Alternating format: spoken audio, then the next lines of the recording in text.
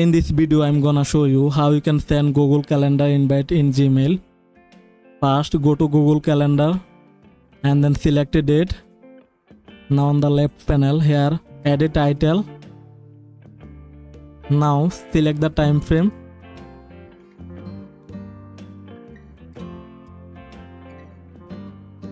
Now go to the add guest and here enter your email.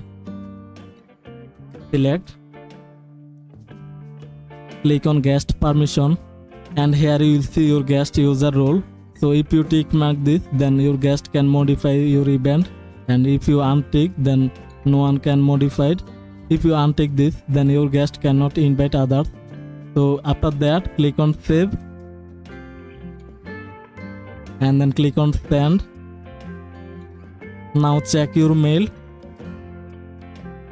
and refresh it.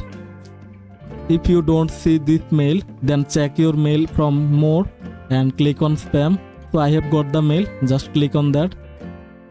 Now if you click on join with the Google Meet, then you will be able to join. So this is how you can send Google Calendar invite in Gmail. Hope that this video helped you out. Thanks for watching.